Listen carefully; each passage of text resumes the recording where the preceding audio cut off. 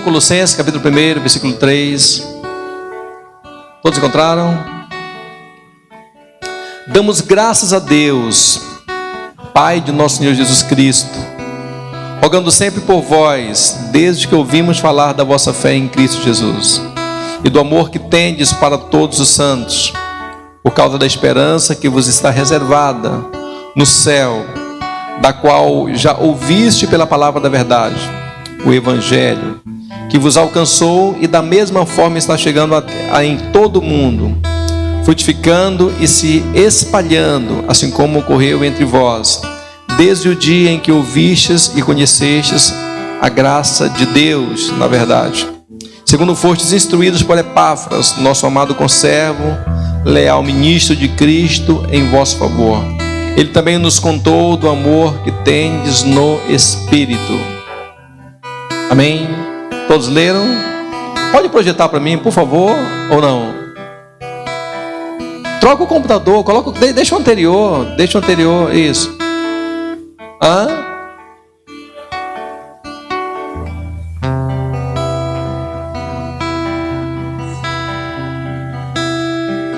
Vocês são uma bênção. Verdade. Verdade. Glória a Deus. Em Colossenses, capítulo 1, o apóstolo Paulo, ele começa dizendo de grandes problemas que aquela igreja tinha. Mas o apóstolo Paulo, ele mira aquela recomendação dele num homem chamado Epáfras. Vocês têm que aprender comigo. Essa semana vocês lançaram uma série de Desconhecidos. Falaram da mulher samaritana, todo mundo já ouviu falar. A mulher do fruto de sangue também já ouviu falar. Falaram do jovem, todo mundo já ouviu falar.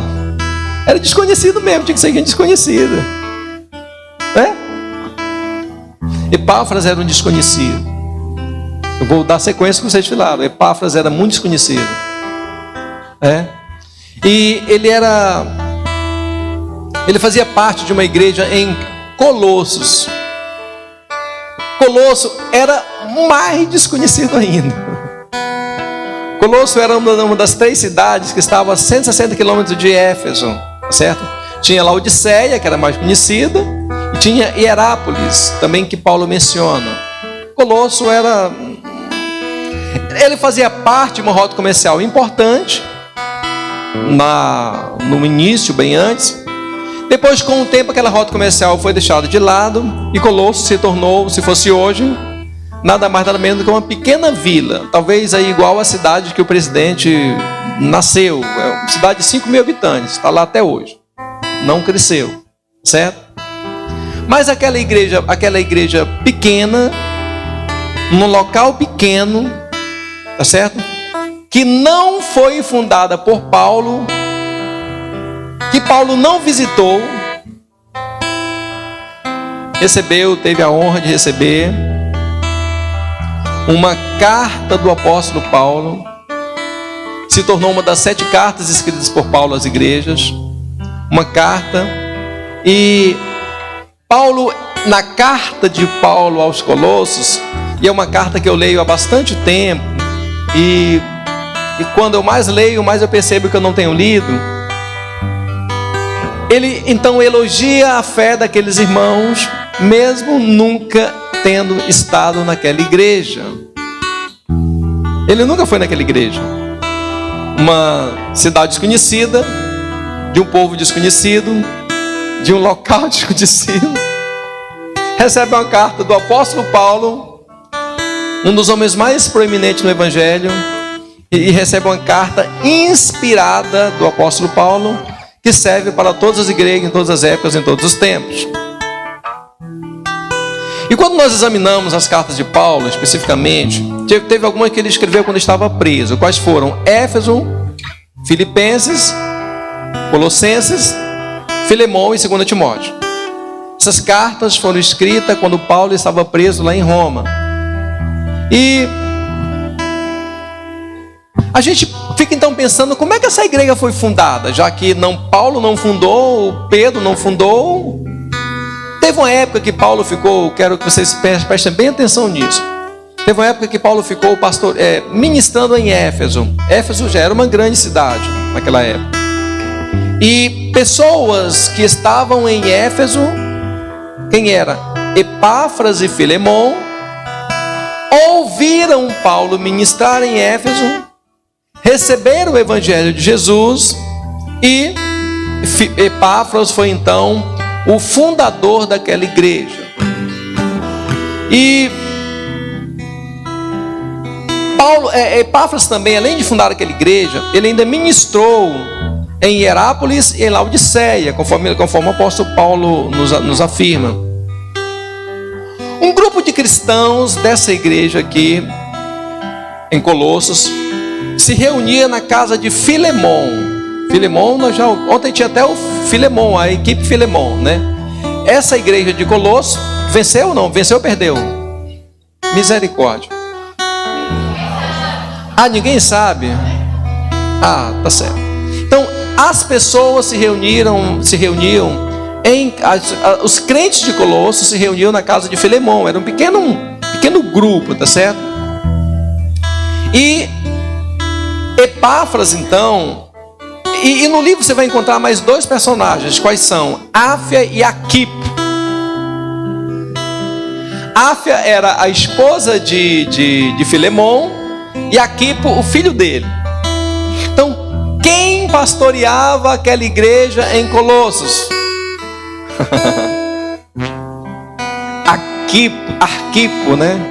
E tem até uma palavra que Paulo fala para Arquipo: Arquipo, cumpre o ministério que você tem recebido do Senhor. Mas Arquipo também foi instruído por Epáfras. E Epáfras, teve uma época que Paulo estava preso em Roma, e Paulo se encontrou com Onésimo. Daí que vem a carta de Filemon. Vocês falaram disso ontem, tá certo?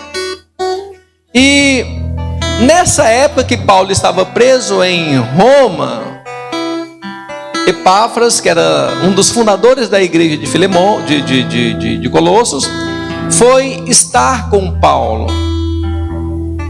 Daí foi que veio a carta aos Colossenses.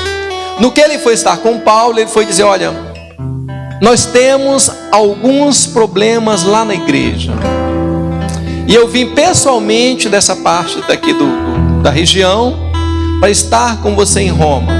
Mas Paulo disse: mas eu sou prisioneiro em Roma.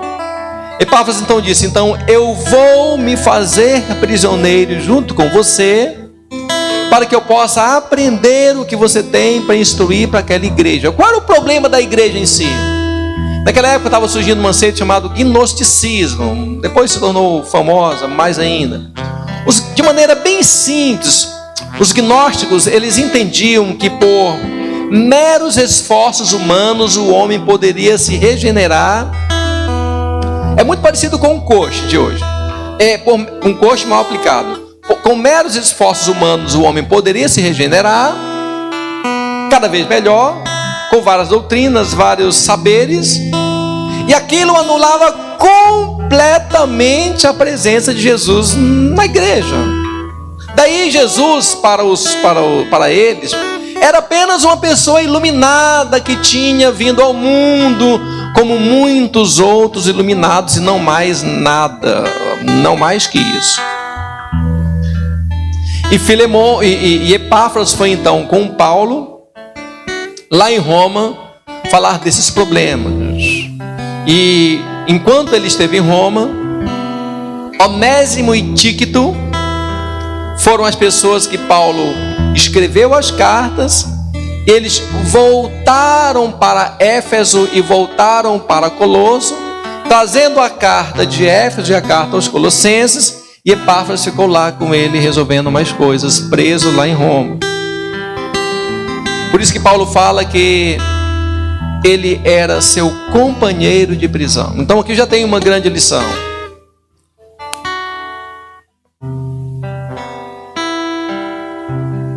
Oi, não fecha não, misericórdia. Muitas vezes, presta atenção, nós queremos aprender algo com alguém. Nós sabemos que aquela pessoa tem uma unção de Deus para nos entregar. Só que nós não queremos levar a mesma vida que ele leva, passar pelos mesmos sofrimentos que ele passa, dormir onde ele dorme. Eu estava conversando com um homem ontem, e eu gosto muito de conversar com as pessoas. Ele me falando o quão difícil é para ele seguir o Evangelho, porque todo lugar que ele se encontra, ele acaba encontrando homens corruptos. E aquilo é muito ruim para ele. Ele falou, mas você é o pastor daquela igreja? Eu falei, não, eu estou. Na verdade, o pastor lá, eu estou. Mas eu estou aqui conversando com você abertamente, qualquer problema, não tem... Não, eu falei, a gente pode conversar, não tem problema não. Mas para eu conversar com alguém, tem que marcar a hora. Eu falei, a gente marca a hora quando é um caso mais... que a pessoa precisa de tempo, mas no meio da rua de conversa também. Sabe, para nós recebermos algo de Deus, de alguém, nós precisamos muitas vezes descer para o nível que aquela pessoa está. Epáfras, eu agora vou ler com você outra vez o texto, que ele vai fazer mais sentido. Epáfras, ele se tornou um dos homens mais proeminentes naquela época da igreja apostólica, da igreja de missionária de Paulo. Por causa de quê? Por causa do tempo que ele se dedicava ouvindo o que Paulo tinha a dizer. Então, sendo assim, nós vamos ler outra vez Colossenses capítulo 1, versículo 3, agora com mais propriedade, com mais razão. Ele diz o seguinte, olha: damos graças a Deus, Pai de nosso Senhor Jesus Cristo, rogando sempre por vós, desde que ouvimos falar da vossa fé em Cristo Jesus e do amor que tendes por todos os santos, por causa da esperança que vos está reservada no céu, da qual já ouvistes pela palavra da verdade, o Evangelho, que vos alcançou, da mesma forma está chegando em todo o mundo, frutificando e se espalhando, assim como ocorreu entre vós desde o dia em que ouvistes e conhecestes a graça de Deus na verdade, segundo fostes instruídos por Epáfras, nosso amado conservo. Olha as qualidades deles: nosso amado conservo, leal ministro de Cristo Jesus em vosso favor. Ele também nos contou do amor que tendes no Espírito. Epáfras não só foi chamado por Paulo como um servo fiel, alguém idôneo, alguém capacitado, mas também, eu poderia resumir da seguinte maneira: Epáfras foi visto por Paulo como alguém que ia além, que fazia mais do que o que lhe era recomendado, mais do que o que estava aparente. Ele ia e fazia muito mais do que aquilo que estava visível, estava à frente. E quando eu paro para olhar para a vida de Epáfras dessa maneira, presta atenção. Jesus falou que o servo bom não é aquele que faz aquilo que lhe é mandado, é aquele que faz além do que lhe é pedido. O bom funcionário de uma empresa não é aquele que cumpre a sua carga horária de trabalho, mas é aquele que surpreende a sua chefia, surpreende os seus líderes, sempre com ideias, com criatividade, com coisas que sejam adicionais. No Evangelho não é diferente. Nós temos hoje, no momento, assim, eu estava olhando hoje, na postagem de hoje, a Miss de beleza da Ucrânia, a mulher mais bonita lá eleita da Ucrânia, vestiu armas de guerra, pegou armas, roupas de guerra e falou: pode vir, se é para morrer, nós vamos morrer, venham e me matem, porque eu estou aqui para defender o que é meu, não vou sair daqui, não vou correr, não vou fugir, que venha o exército russo para me enfrentar. Sabe, então, quando você pega uma pessoa como essa, você vê, rapaz, então realmente para ela a vida é isso. Mais de 4 milhões de pessoas já saíram da Ucrânia. O pastor está falando que é para ficar. Não vou entrar no mérito da guerra. Estou pegando pessoas que não abandonam. Se é para morrer, eu fico. Se é para sofrer, eu sofro. Se é para desperdiçar a minha beleza, eu desperdiço. Sabe, nós precisamos encontrar na vida um motivo, uma causa que nos faça morrer por ela. A gente precisa ter isso muito claro, porque se não tiver, morrer você vai. Morrer nós vamos. Mas às vezes pode ser sem causa. Então, pensando nesse aspecto de alguém que vai além, que se entrega além, que faz além, existem com certeza certas e muitas áreas da nossa vida que nós precisamos mostrar quem de fato nós somos, o porquê que Deus nos chamou e o que Ele nos comissionou. Isso tem que ficar muito claro na nossa vida, muito claro. A primeira coisa que eu vejo que é importante, que fez Epáfras, o nome Epáfras significa gracioso. Então a primeira coisa que eu vejo que Epáfras foi além, Colossenses 1:4. Colossenses 1:4. Agora já tem na tela.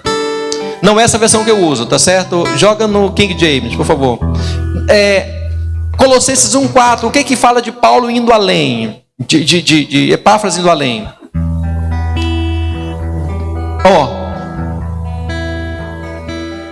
Desde que ouvimos falar da vossa fé em Cristo Jesus, quem ensinou aquele povo sobre a fé em Cristo Jesus? Foi o grande apóstolo Paulo? Não. Foi Tiago, irmão de Jesus? Não. Foi quem? Foi Epáfras. Então, uma primeira coisa que eu entendo que a gente precisa fazer, indo além, fazer mais, é fortificar as pessoas na fé em Jesus Cristo. Se você quer um motivo para viver e um motivo para morrer, use isso como exemplo. Fortificar as pessoas na fé em Jesus. Paulo falou: eu tenho me alegrado desde quando eu ouvi falar da vossa fé em Cristo Jesus. Por que isso é necessário nós irmos além nesse aspecto? Por quê, pastor? Nós estamos vivendo um momento de incredulidade muito grande. De um lado você tem incredulidade, do outro lado você tem um sincretismo religioso. E no meio ficam as pessoas perdidas. Exemplo, a Europa afundou na fé. E vários outros lugares onde a igreja foi forte um dia, afundou na fé. Por quê? Porque não tinham mais pessoas que ensinassem sobre a fé em Jesus. Epáfras não só ouviu falar de Jesus, mas ele passou então a ter como meta de vida ensinar as pessoas acerca da fé em Jesus. Isso é... Oi, som.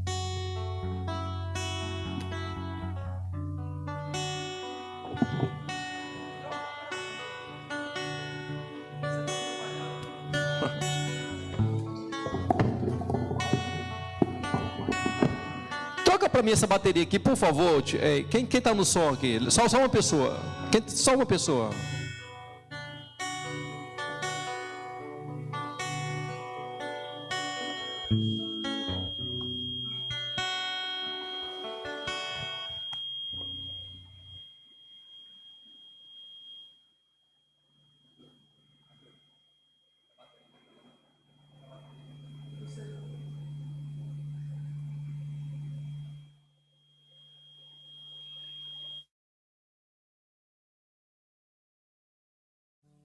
Troca essa bateria para mim, por favor, aqui, ó. Ei, troca essa bateria para mim, por favor.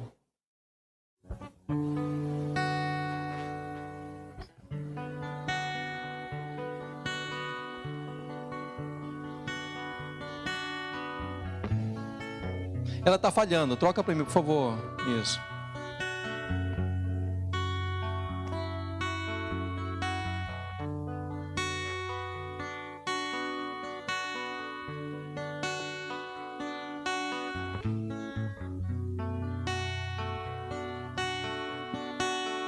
Glória a Deus.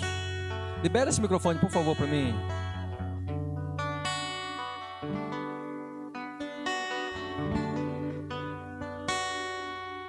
Oi, som. Oi, som. Oi, oi, oi.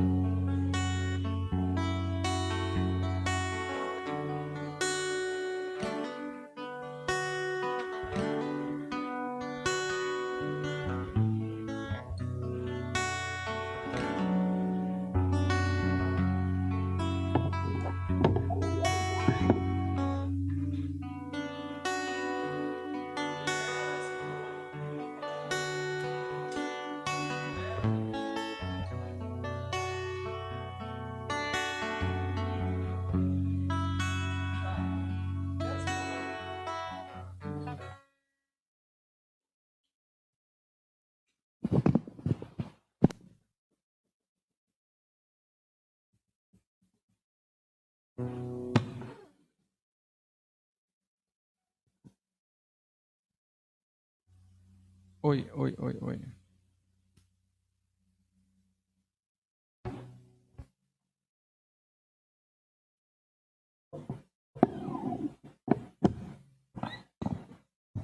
som. Esse está liberado?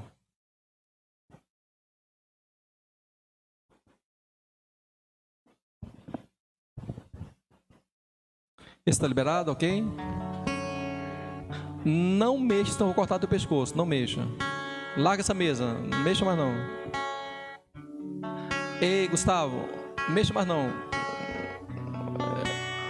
Mexa mais não. Amém. Só comigo. Vamos lá, não tem problema não. Por que nós precisamos, assim como Epáfras, ir além? Baixa só um pouquinho isso. Por que nós precisamos ir além, tá certo? Por quê? Nós temos hoje no mundo uma incredulidade muito grande. Em todos os pontos você vê pessoas totalmente incrédulas. Quando elas não são incrédulas, elas seguem religiões falsas. Misticismo, um sincretismo que junta várias religiões e um misticismo muito grande. Você vê o crescimento de seitas, de heresias e tudo mais. Então, Epáfras naquela época não era diferente. Epáfras colocou no coração dele ensinar as pessoas a fé em Jesus. O mundo está cheio de ativistas de meio ambiente, ativistas de causas heteroafetivas, ativistas. Nós, igreja, o mundo não precisa de mais ativistas. O mundo precisa de profetas, de homens e mulheres compromissados com a causa do Senhor. Ensinar sobre fé é trazer esperança ao coração da pessoa que está aflita, ferida. Ontem, quando eu estava indo lá para o evento, alguém me ligou desesperada, uma pessoa, e eu não podia atender, que eu estava no trânsito. Quando cheguei lá, liguei: não, pastor, é que eu estou querendo tirar a minha vida, eu não aguento mais. Quantos anos você tem? Eu estava falando sem ver a pessoa, né? Quantos anos você tem? Eu tenho 21 anos. 21 anos, já cansou de viver? Sabe, mas na verdade, o que eu percebo em pessoas assim é que elas perderam a conexão com a vida porque elas não têm mais fé em nada. Tornaram totalmente céticas, tá certo? Então, ensinar sobre fé, e cabe a nós, igreja, que fazemos isso, é trazer alento a um coração ferido, é abrir as portas do entendimento para aqueles que clamam a Deus, mas não são conseguidos ser ouvidos porque clamam da maneira errada, clamam pelo método e pela forma errada, e eles precisam então que alguém os guie. E você vê isso claramente quando Filipe encontrou com aquele homem lá de Candace. Ele falou: mas como é que eu creio? Como é que eu vou saber se não tem quem me ensine? E Filipe, aquele evangelista, passou então a andar do lado da carruagem, ensinou para o homem sobre Jesus. E o homem que era ministro das finanças lá da Etiópia hoje, ele então parou, falou: o que impede de eu ser batizado? Depois Deus pegou Filipe e transportou para outro lugar. Sabe, quem vive e ensina sobre fé, acima de tudo, influencia as pessoas sobre a forma correta de elas mudarem de ânimo. Não é dar uma esperança falida, mas é conectar elas à esperança verdadeira, à transformação de ânimo, perspectivas, tendo por certos que a fé é um dos poucos elementos com que nós podemos nos apegar. O apóstolo Paulo, quando escrevia aos Coríntios, ele dizia exatamente o seguinte: sendo assim, pois, 1 Coríntios 13, permanecem em 3 elementos: a fé, a esperança e o amor. Então, ensinar sobre fé, aquilo que Epáfras fez, indo além. Mas você fala, mas pastor, é claro que naquela época que Paulo pregou lá em Éfeso, muitas pessoas se converteram, muitas pessoas ouviram falar de Jesus, mas Epáfras e Onésimo foram os únicos que se autodeterminaram a voltar para suas casas e ensinarem sobre fé para aquelas pessoas. Aquela cidadela desconhecida, aquele lugar desconhecido que nós mesmos não saberíamos nem que tinha existido na história, se tornou conhecida e famosa porque alguém, um homem de Deus, se levantou para ensinar sobre fé para aquelas pessoas.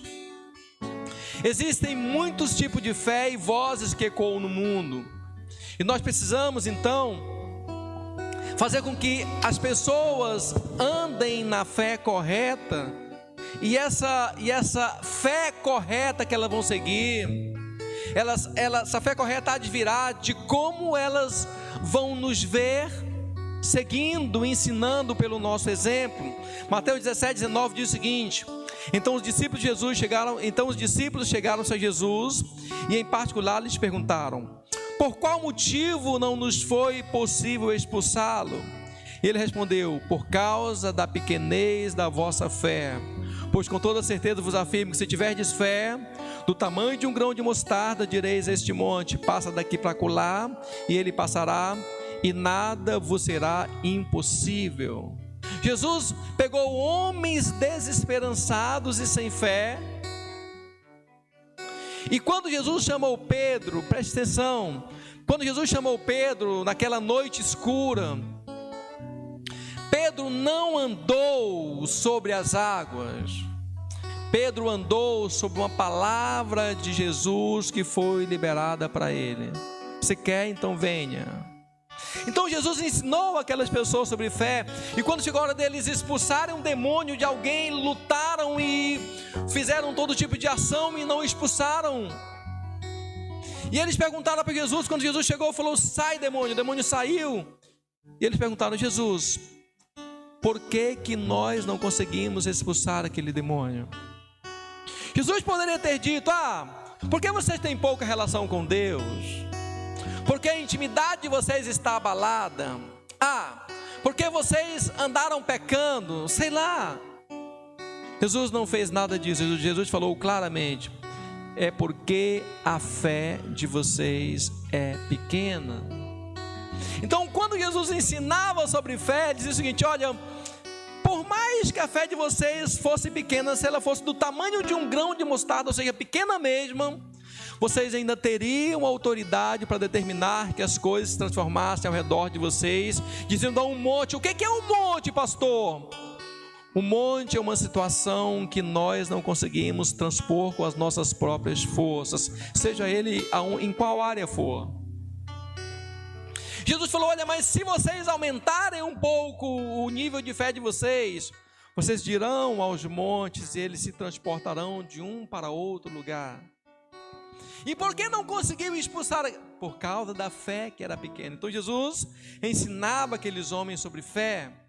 A fé é algo tão sublime que o Senhor fez questão de evidenciar para nós que ela é um elemento contido no coração de cada homem e mulher de Deus que quer fazer alguma coisa para agradá-lo.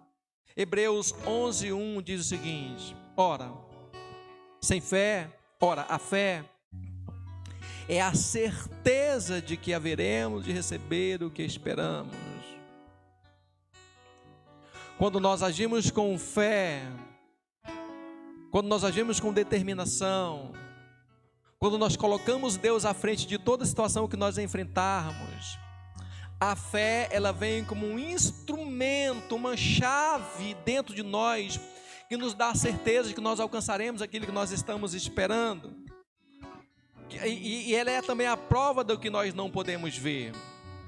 Porquanto, preste atenção, porquanto foi mediante a fé que os antigos receberam testemunho. Por que que as pessoas receberam testemunho daqueles que fizeram? Por quê? Por causa da fé.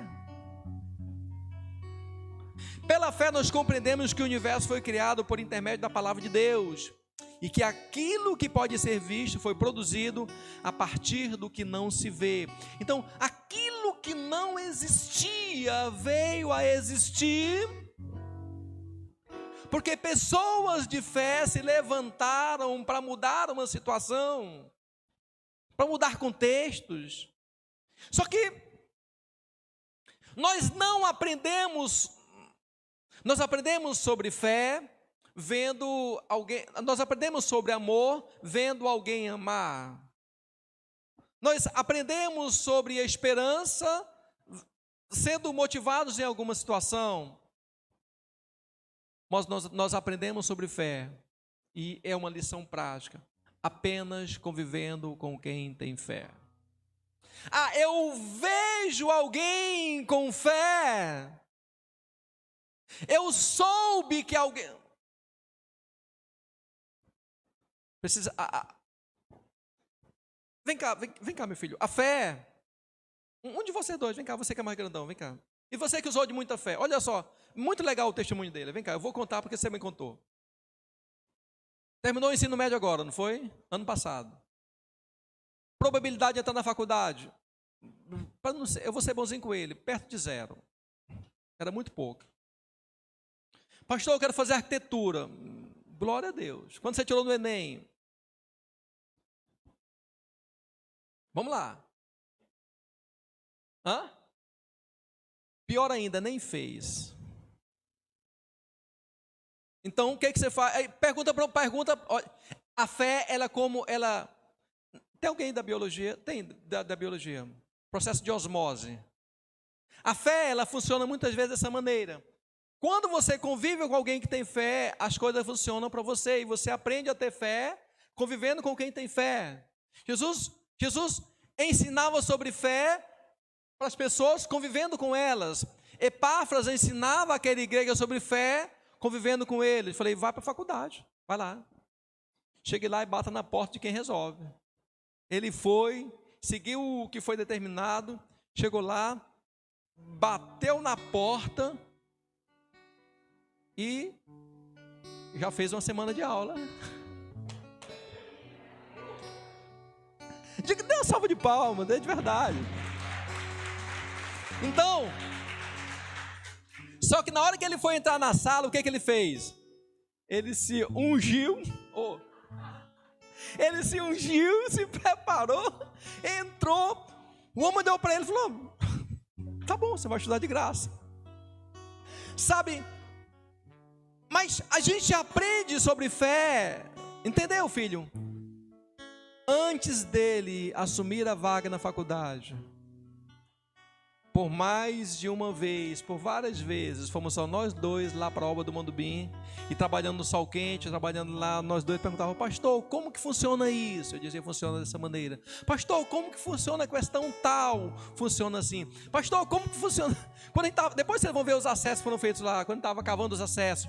Pastor, eu falei, um dia você vai ver esse acesso pronto. Hoje a gente está vendo só buraco no chão aqui, cavando no sol quente. Um dia você vai ver. Sabe, mas estava sendo transferida uma unção de fé sobre ele antes de bater na porta da faculdade. A gente aprende, obrigado, e a gente precisa ensinar as pessoas sobre fé. Você entende como é algo que precisa ser ensinado? Olha, porquanto foi mediante a fé que os antigos receberam bom testemunho. E daí vem uma relação de pessoas que receberam bom testemunho pela fé, Hebreus capítulo 11, mas no final de Hebreus 11, é aí que está aquilo que é maravilhoso. No final de Hebreus 11, o escritor fala que eles alcançaram pela fé muitas coisas, mas sem nós eles não seriam aperfeiçoados. Nós somos a essência de tudo aquilo que eles buscavam em Deus, a igreja, o povo de Deus, a essência, tá certo? E daí que no capítulo 12, o escritor continua dizendo, a continuidade do capítulo 11, fala, olha, portanto enquanto nós que estamos rodeados de tão grande nuvem de testemunho, deixamos para trás todo o embaraço e o pecado que tão fortemente nos rodeia e corramos com perseverança a carreira que nos está proposta, olhando para Jesus, autor e consumador da fé, a qual pelo gozo que lhe estava proposto, largou tudo. Sabe, nós aprendemos sobre isso convivendo com quem tem. A fé, ao mesmo tempo que é algo tão poderoso, ao mesmo tempo que é algo tão forte, ao mesmo tempo é fraco. Muito fraca.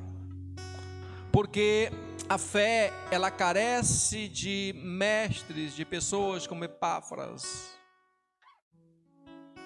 para chegar, para sentar na mesa, para ensinar a família. Era uma igreja que funcionava na casa de Filemon. O filho de Filemon era o pastor, para chegar, para ensinar as pessoas sobre fé. Então a fé, ao mesmo tempo que ela é poderosa, ela é fraca, porque ela precisa ter um meio de transporte, precisa ter alguém que leve. E se nós não ensinarmos, se nós não formos além do que nos está proposto, se nós nos acostumarmos com o que nos está proposto, se nós acolhermos o que nós tivermos e ficarmos apenas quietos no nosso lugar, recebendo, nós já teremos feito alguma coisa, mas não seremos mencionados como Epáfras, aquele que vai além. Elias, por exemplo, era um homem de muita fé, e você sabe como que ele transferiu aquela fé dele para Eliseu, a partir do momento que Eliseu passou a andar com ele. É convivência. Segunda coisa, além sim, que eu entendo que era importante na vida de Epáfras e que nós podemos aprender também. Colossenses 1:4, preste atenção, Colossenses 1:4.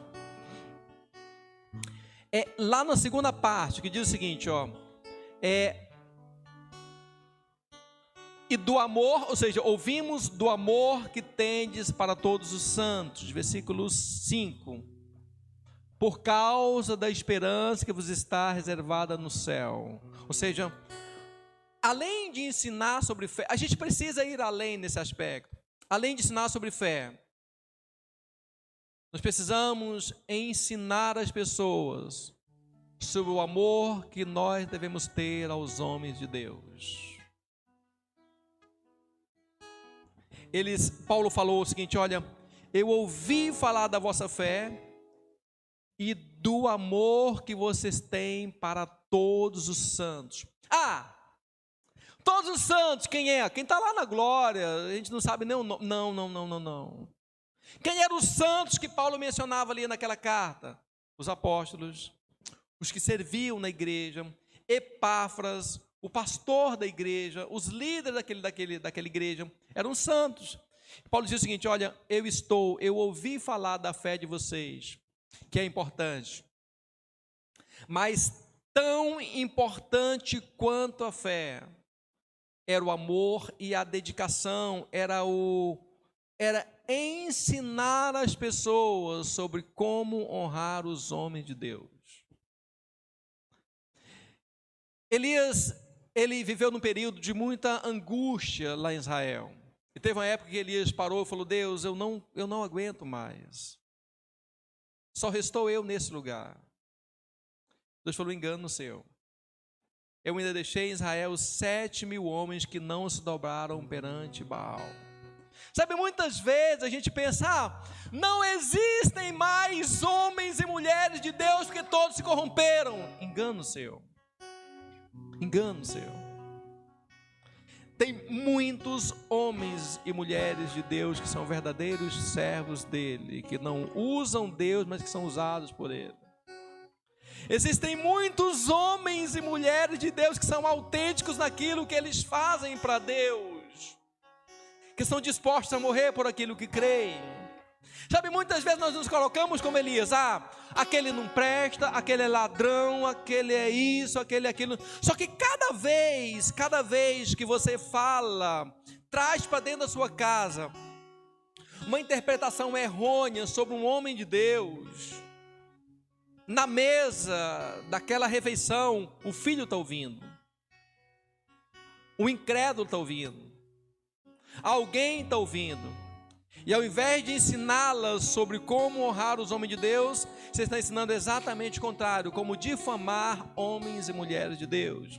Uma das armas que o Satanás mais usa para frustrar os planos de um homem de Deus. Nós estudamos isso na escola de líderes.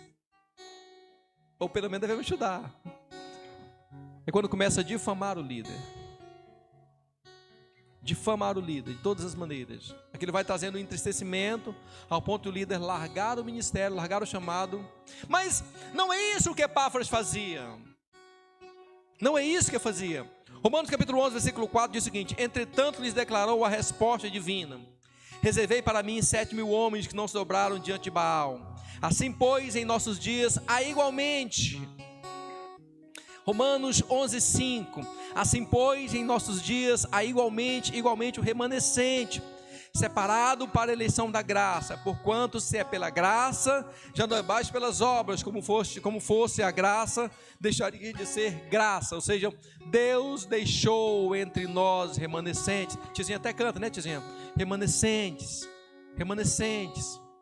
Ainda tem homens e mulheres de Deus fiéis na terra. Muitos homens. Existem muitos homens que são homens e mulheres, são guardados pelo Senhor. Então é um erro enorme atacar tais homens, denegrindo suas imagens, unir-se ao inimigo que quer derrotar as suas vidas e seus ministérios. Pastor, tem falha? Claro que tem. Tem hora que eu fico bravo com o pessoal do som, mas já passou. Pastor, tem falhas? Tem. Líderes? Tem. Só que quanto mais nós acentuamos a falha de alguém, mais aquela pessoa cresce para nós em suas falhas. Você entende? Quanto mais nós acentuamos as falhas de alguém, mais aquela pessoa cresce ou decresce para nós nas falhas que ele tem. Quando nós falamos mal de um homem de Deus, nós estamos traindo para a nossa mesa todo tipo de maldição. 2 Reis 2:23, preste atenção. É um texto bem simples, mas bem conhecido. Quando depois que Eliseu recebeu a unção de Elias, aí fala o seguinte: de lá Eliseu subiu a Betel.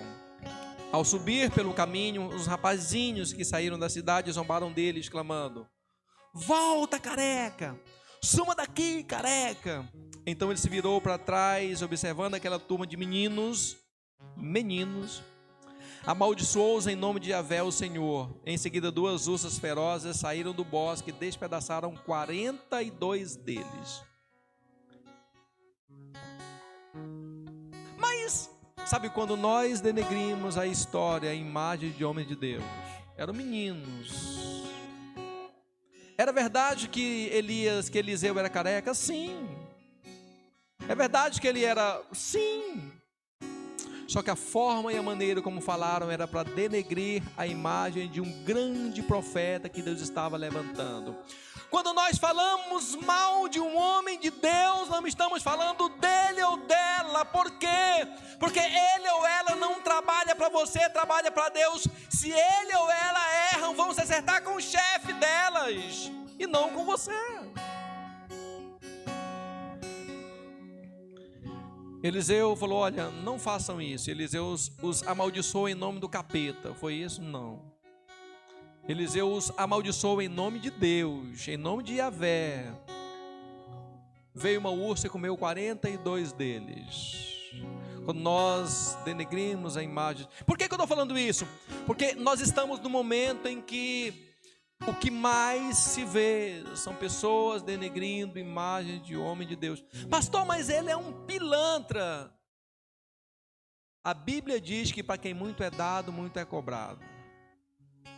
Não queira nem estar no lugar dele.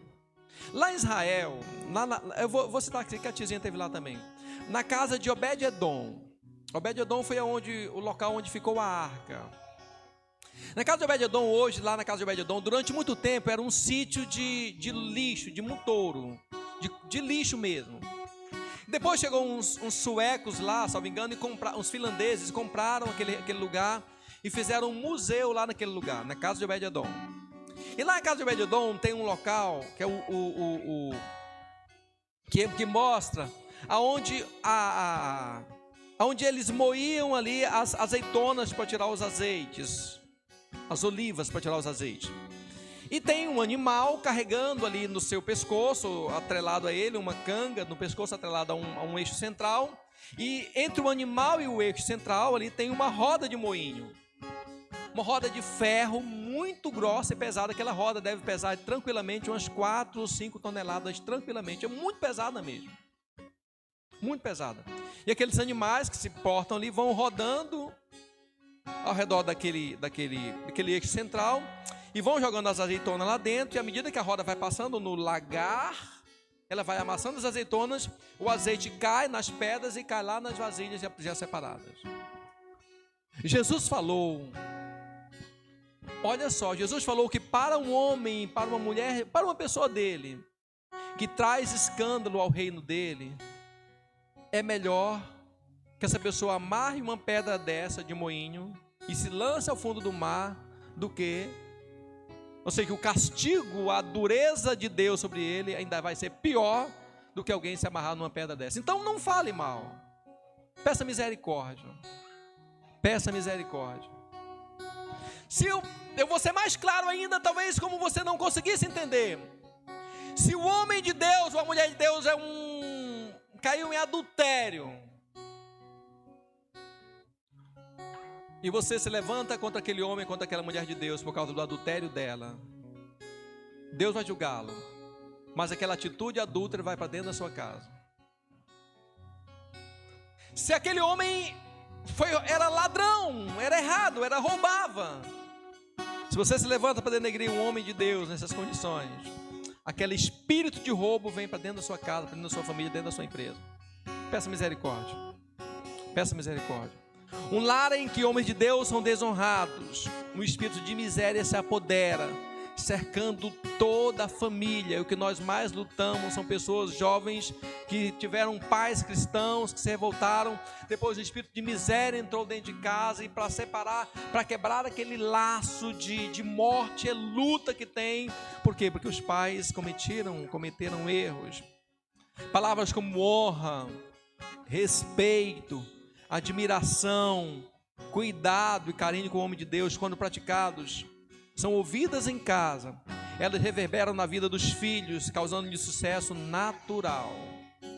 A minha sogra é uma mulher muito simples e inteligente, não estudou praticamente nada, mal sabe escrever o nome, mas a minha sogra, quando lá na fazenda dela, lá não tem um pastor. Então, quando o pastor passava para ir para algum local mais distante, ela dela mesma falou: pastor, encosta aqui em casa, pastor, almoce. Então, o senhor e quem? Se chegava ele, mais 3 ou 4 obreiros que acompanhavam naquela viagem, ela mandava preparar uma galinha, um animal, fazia um almoço rapidinho e comia. Pastor, o senhor volta quando? Gente, por Deus do céu, a minha sogra esperava o dia que ele voltava, preparava outra refeição para recebê-los, e eles não tinham vindo para estar na casa dela. Preparava a refeição para recebê-los, ajuntava o dízimo dela, chegava lá e entregava na mão daqueles pastores que cuidavam dela. Resultado, hoje o filho dela é bispo, a filha dela é apóstola, e a filha dela, que é minha esposa, é pastora. Você entende? Quando você honra um homem de Deus cuidando dele, Deus visita a sua casa com prosperidade e alcança os seus filhos lá na frente. Mas quando você se levanta, isso precisa ser ensinado. Nós às vezes aprendemos de maneira natural a desonrar os homens e mulheres de Deus que pagam um preço alto pelo que eles fazem. Palavras como honra, respeito, precisam ser cada vez mais natural na nossa vida. Salmo 105, versículo 12.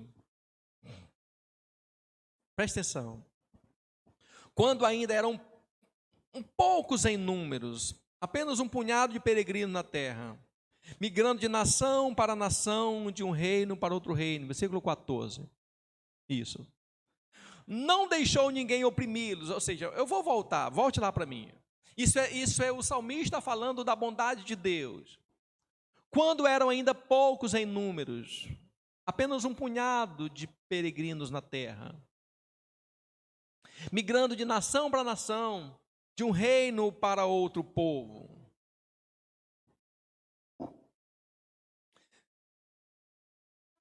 Não deixou ninguém oprimi-los, castigou reis por sua causa, proclamando: não toqueis em meus ungidos, não maltrateis meus profetas. Quando você quiser saber se alguém vai dar certo na vida,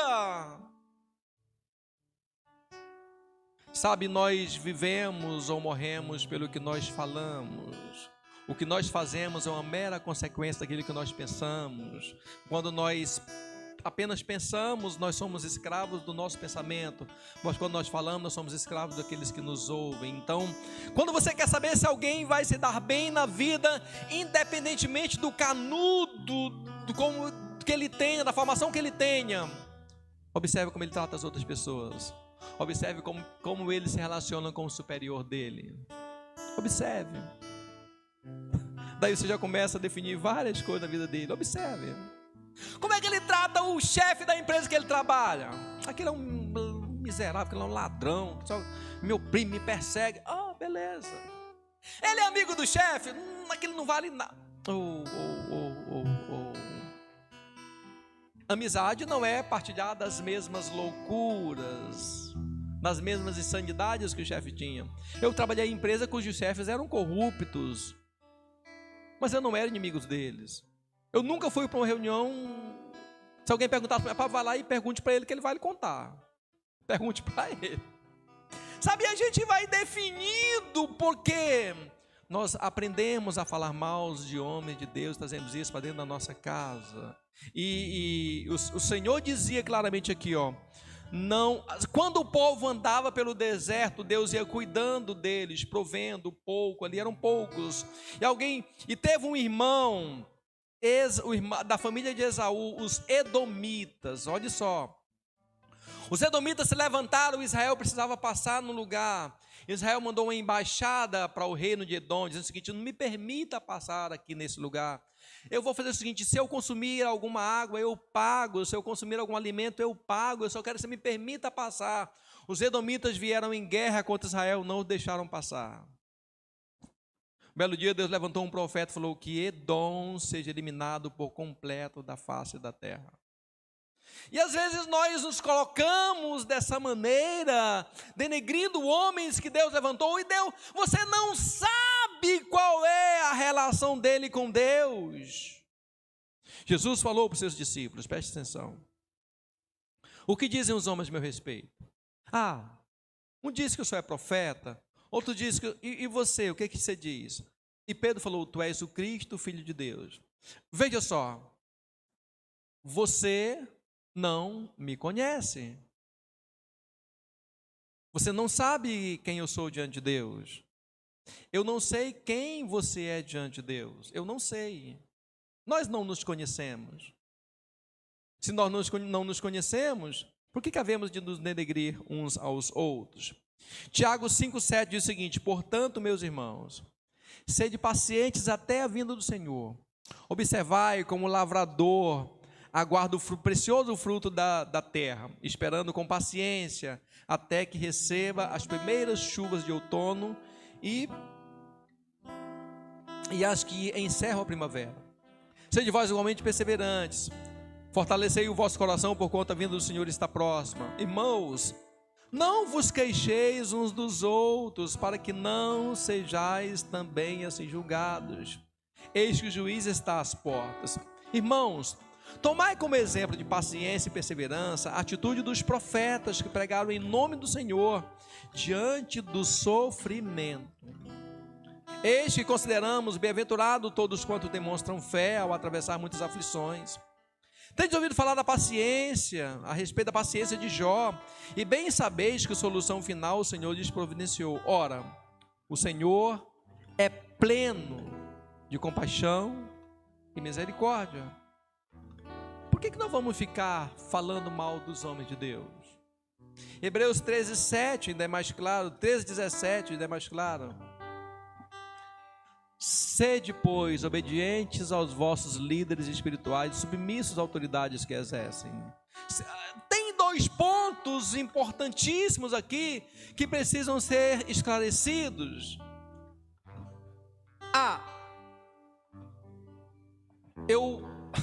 É chato para mim como pastor estar falando isso, mas era o que Epáfras fazia, ele ensinava sobre essas coisas. Eu tenho meu líder, eu vou citar o meu exemplo. Eu tenho meu líder, o meu apóstolo, e eu sou submisso a ele. Mas existem dois termos correlatos, que é obediência e submissão, são palavras distintas. Obediência é quando nós seguimos uma ordem aleatória. Submissão é quando eu determino que a minha missão está inferior à dele. Apóstolo, aonde o Senhor quer que nós lancemos as nossas redes? Façam assim, eu vou seguir uma missão dele. Nós estamos indo agora nessa submissão. Semana que vem, essa semana que agora nós viajamos para Palmas, na outra semana vamos para Natal. E vamos passar também numa cidadezinha para cá de Mossoró, que tem 2 igrejas nossas. Uma Natal, a gente vai ver como é que está o trabalho. Por quê? Porque eles pediram. Então, a minha missão está inferior à missão do meu apóstolo. Mas eu tenho meu pastor. Tudo bem. Eu obedeço aquilo que o meu pastor fala. Obediência esporádica, excelente. Mas além da obediência esporádica, o que o apóstolo Paulo fala? Olha, o que o escritor aos Hebreus fala? E submissos à autoridade que eles exercem, pois eles zelam por vós como quem deve prestar contas a Deus, devem prestar conta de seus atos, para que ministre. Mas por que eu devo fazer isso? Para que ele ministre com alegria e não murmurando, porquanto dessa maneira tal ministério não será proveitoso para vós. Mas se eu não obedeço, se eu não sigo, se eu não me submeto, se eu não quero, tudo bem. A palavra será ministrada, Deus vai cumprir aquilo que ele terminou por causa dos homens dele, mas não será proveitoso para quem está recebendo. Vai entrar no ouvido e sair no outro. Então, isso está muito claro. Então, além de nós ensinarmos sobre fé, e a gente precisa ter isso muito claro, Epáfras fazia isso, ele ia além. Nós precisamos ensinar sobre como honrar homens e mulheres de Deus. Terceiro, para nós orarmos, nós precisamos, versículo 5, Colossenses 1:5. Colossenses 1:5. Presta atenção. Por causa da esperança que vos está reservada no céu, da qual recebeste a palavra da qual já ouvistes pela palavra da verdade, o evangelho, que vos alcançou e da mesma forma está chegando em todo o mundo, frutificando e se espalhando, assim como ocorreu entre vós desde o dia em que ouviste e conhecestes a graça de Deus na verdade. Muitas pessoas entendem que igreja, que célula, que discípulos é um negócio que... Alguém chegou um dia para mim, várias pessoas, pastor, é melhor lidar com gado, com porcos, com animais menos racionais do que com gente, porque a gente dá trabalho. Eu falei, ô infeliz, é melhor lidar com gente do que com porco. Porco fede, cachorro morde, vaca espineta na gente, né? E você repreende e volta a fazer de novo. Gente, não, você ajuda, você vê a transformação, você vê a mudança. Essa semana, para a glória do Senhor, esses dias agora, para a glória do Senhor, foram uns 5 jovens que entraram na faculdade aqui da igreja. Amanhã vai começar mais outro. Todas as pessoas que nós acompanhamos, ajudamos e chegamos juntos. Sim, você vê as pessoas crescendo, se transformando, melhorando.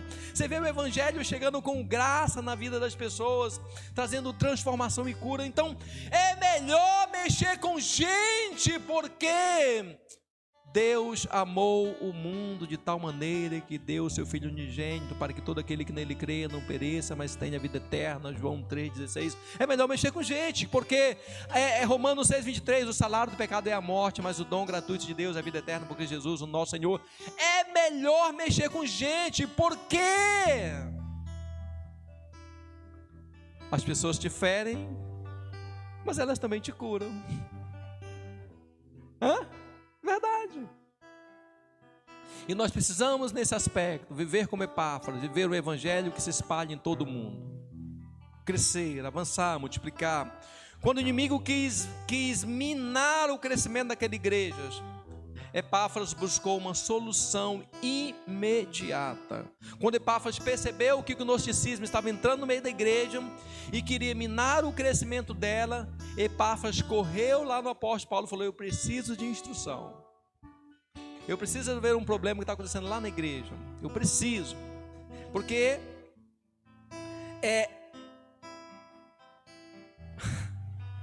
as pessoas que amam o reino de Deus, eles querem ver a igreja crescer. E nós já tivemos aqui na igreja, eu posso falar isso com muita propriedade, pessoas que estavam na igreja, estavam participando da ceia conosco, estavam celebrando conosco, estavam vivendo conosco, estavam, sim, comendo a nossa mesa, vivendo uma vida de comunhão conosco.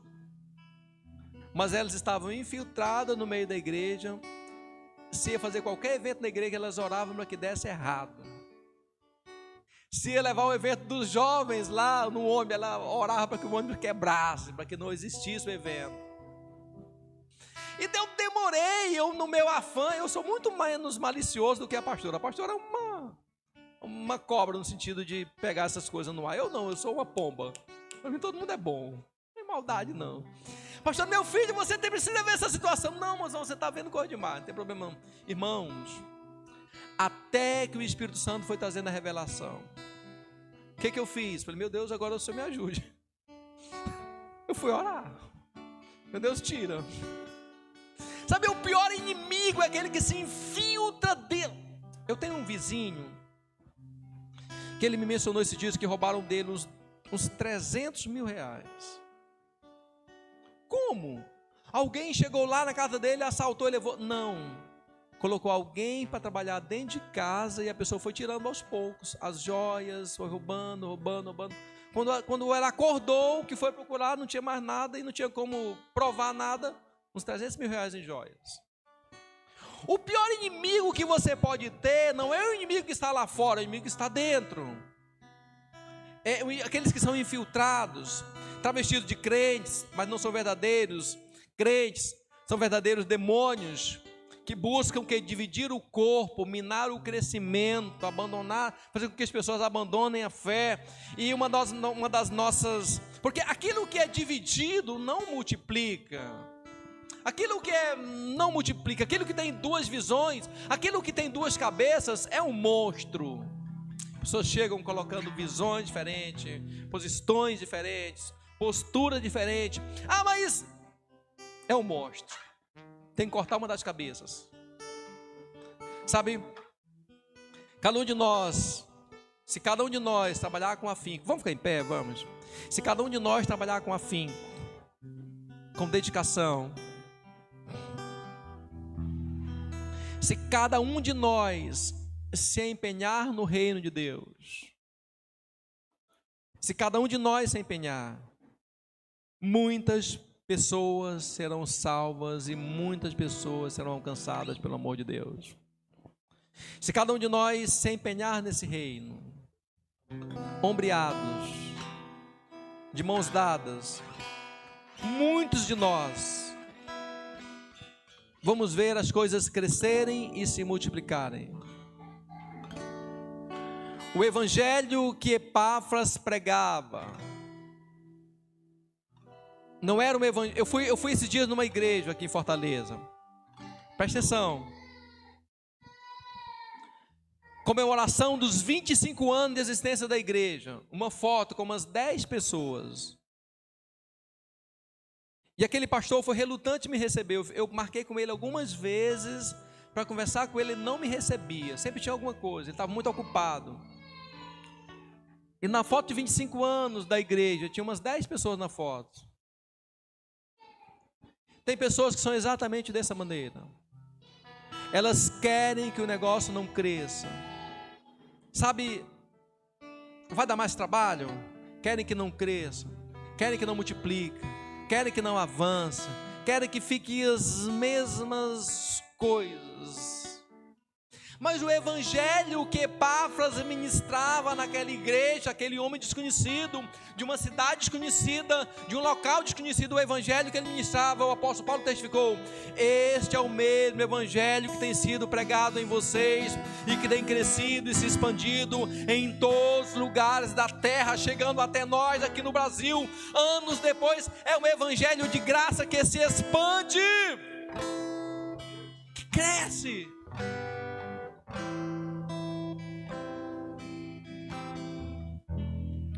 Sabe, unidos, nós conquistaremos o mundo, é verdade.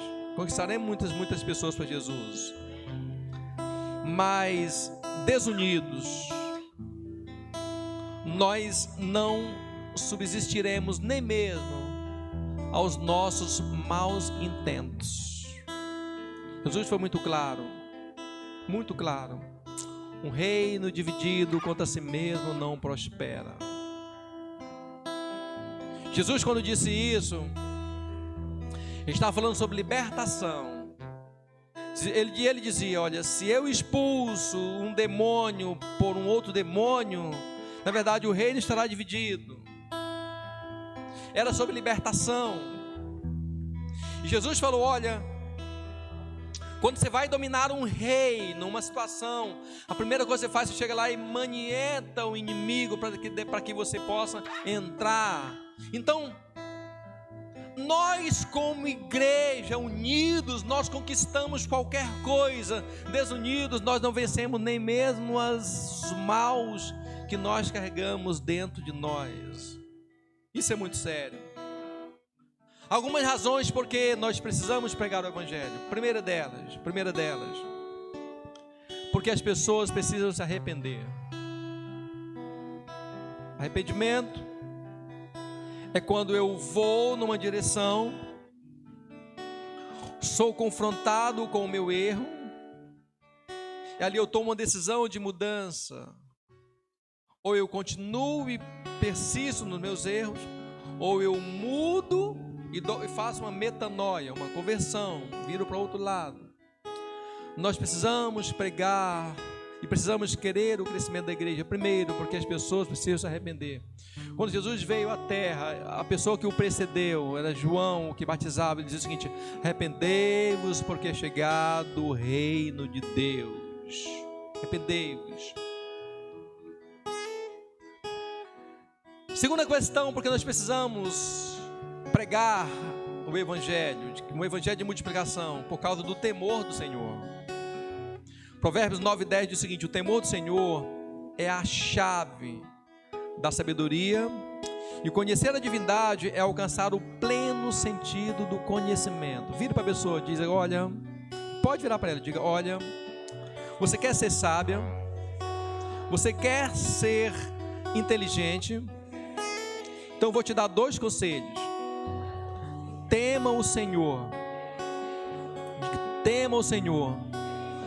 e conheça o Senhor.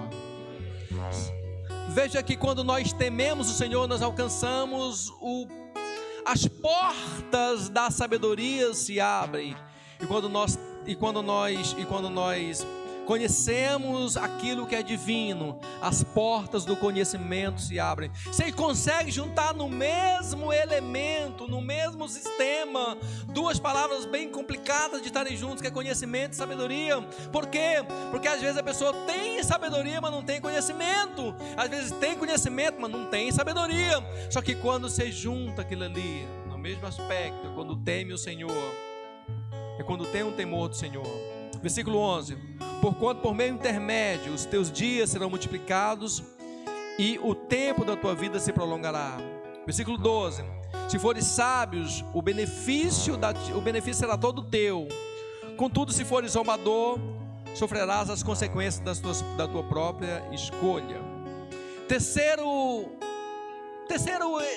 item, porque nós precisamos pregar o Evangelho de Jesus, por causa da obediência. Mateus 11, 25.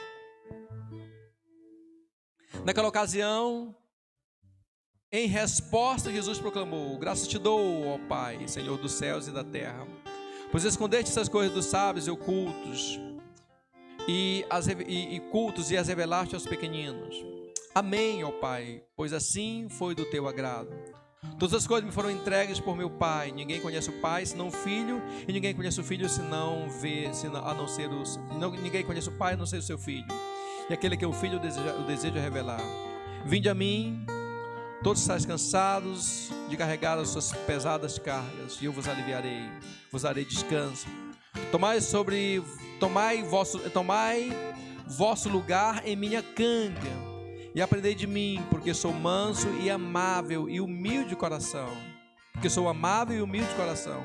E assim achareis descanso para a vossa alma, pois o meu jugo é suave, pois o meu jugo é bom e a minha carga é leve. Então, pregar o Evangelho de Jesus para multiplicar, porque as pessoas estão cansadas do que o mundo tem para elas.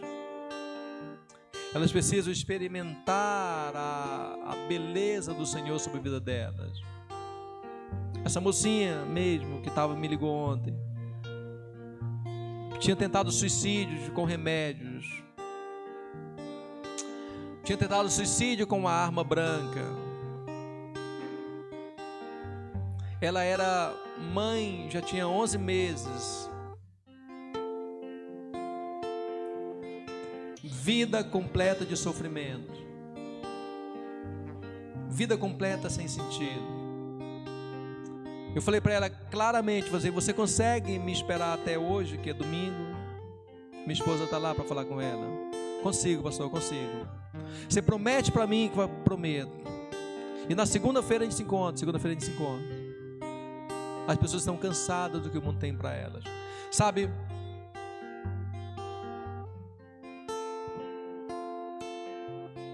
Nós vamos começar agora um trabalho, só que esse trabalho é pago, mas não é propaganda não, é só porque é uma necessidade. O que eu percebo claramente? As pessoas, os jovens, sofrem tanta pressão por estudar, que eles acabam aprendendo muito mesmo. Só que na hora de fazer um vestibular, na hora de fazer uma prova, na hora de fazer um teste, eles esquecem aquilo que eles estudaram, que sabem. Vem uma pressão psicológica na cabeça deles, ali eles ficam quase, dá um branco e eles não sabem como que não responderam aquilo que era correto. Vamos começar um trabalho com os jovens de alto desempenho que querem grandes faculdades, que querem cursos mais concorridos. Vamos começar um trabalho com eles, um trabalho na área de psicologia mesmo, para ensiná-los a lembrar daquilo que eles estudaram, para trazer paz, para trazer... Sabe, o mundo está repleto de pessoas que estão não dando mais conta do que lhe é demandado. Repleto, mães que não sabem mais como lidar com os filhos, filhos que não suportam mais a relação pais e filhos, pastores que não suportam mais a igreja que não suporta mais pastores. O mundo está assim, evidência mais clara disso. É uma guerra que começou porque alguém não quer que alguém entre numa organização. Vou mandar explodir, acabou. O mundo está à beira de um colapso enorme. E por incrível que pareça, parece que você, embora você não acredite, você tem a chave para a solução desses problemas. Você tem a chave para mudar a chave, assim, o rumo da vida de muitas pessoas. Você tem. Epáfras sabia que tinha essa chave, e por saber que tinha essa chave, foi que ele ensinou às pessoas as verdades das quais eu vos tenho falado. Foi lá e mudou aquela situação completamente. Em quarto lugar, porque nós precisamos anunciar o Evangelho, porque o tempo está próximo, está acabando.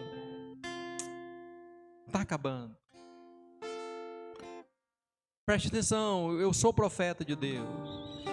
Eu vou falar para vocês é profético. O sinal que inicia a 70ª semana de Daniel é o arrebatamento da igreja. E o que evidencia que está próximo ao arrebatamento da igreja? Quando o mundo entrar num colapso tão grande que a igreja não conseguirá passar por esse momento.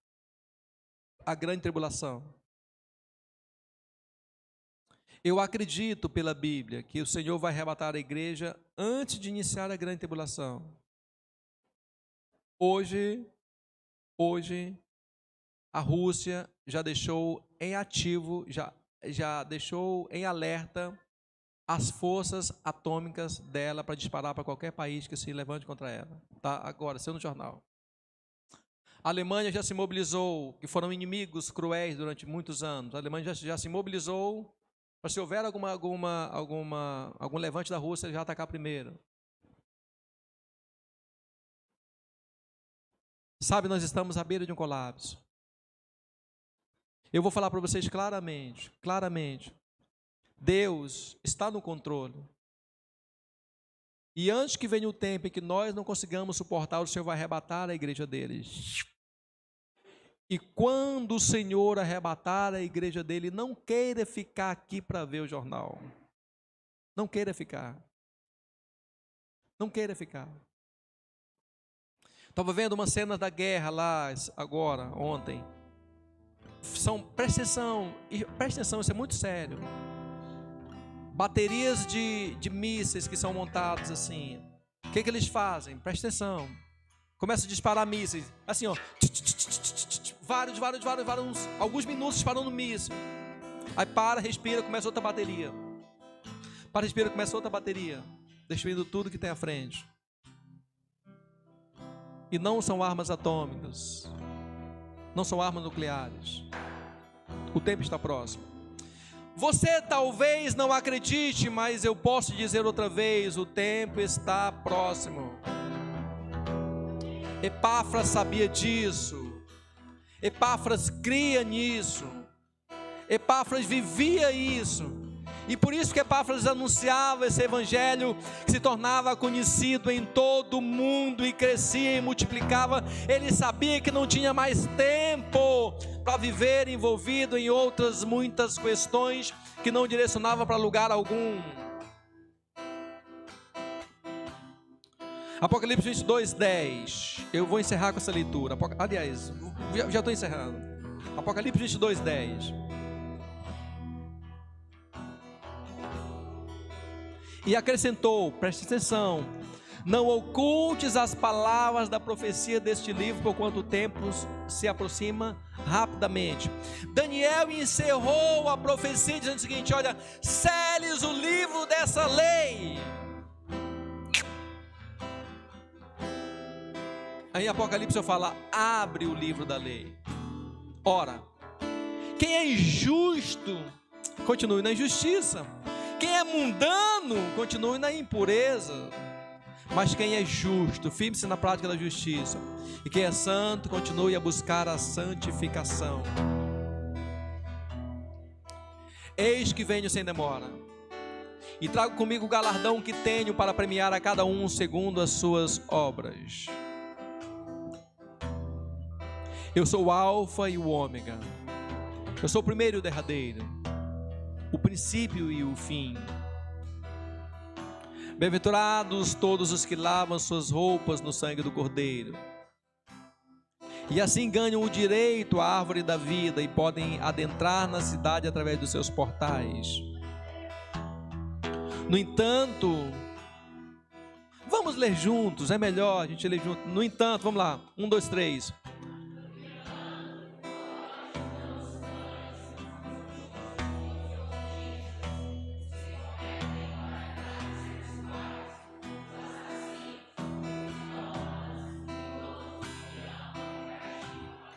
Sabe, mas o tempo está próximo.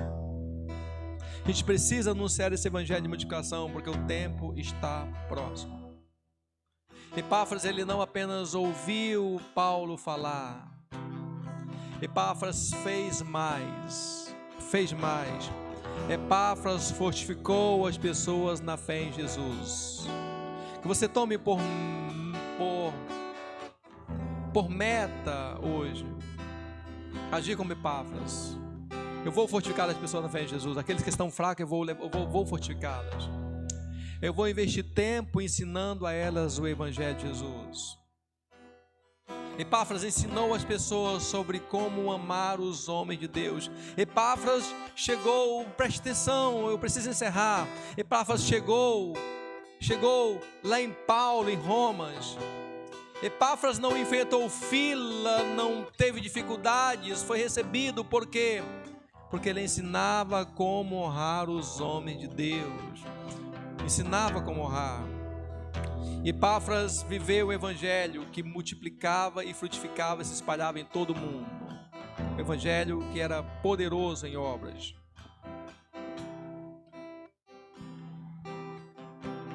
Epáfras viveu tudo isso, ele foi além, queridos.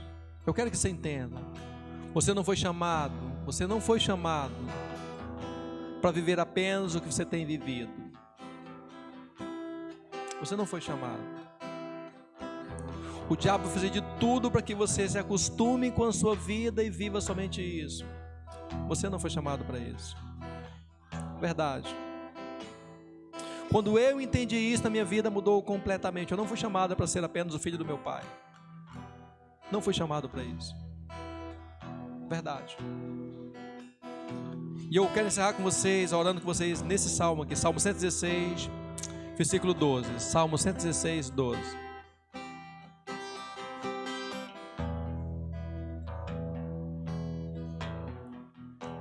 Como poderei retribuir ao Senhor todos os seus benefícios para comigo? Pergunte para a pessoa que está do seu lado, pergunte de verdade. Como você tem retribuído ao Senhor todos os benefícios que Ele tem feito para você? Pergunte mesmo, pergunte como você tem retribuído. Pergunte, espere a resposta, como você tem retribuído. Pergunte, você tem fortificado as pessoas na fé em Jesus? Pode perguntar. Você tem ensinado sobre elas, você tem ensinado para elas sobre o honrar homens de Deus? Você tem vivido com ela um evangelho que se espalha em todo mundo? O que você tem feito para retribuir todos os benefícios que o Senhor fez na sua vida? O escritor dizia claramente: como eu posso retribuir tudo de bom que Ele me fez? Como eu posso fazer?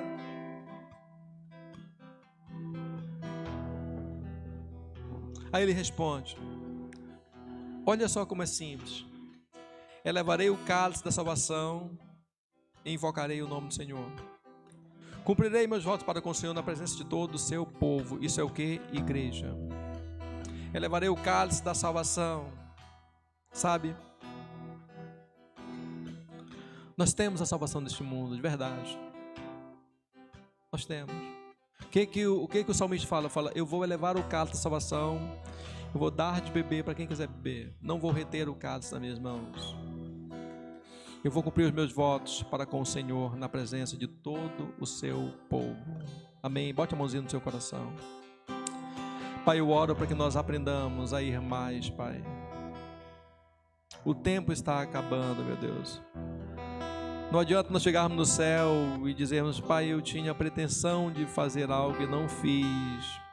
Eu queria tanto ter me envolvido em alguma coisa e não tive tempo de me envolver. Eu queria tanto ter feito e não fiz.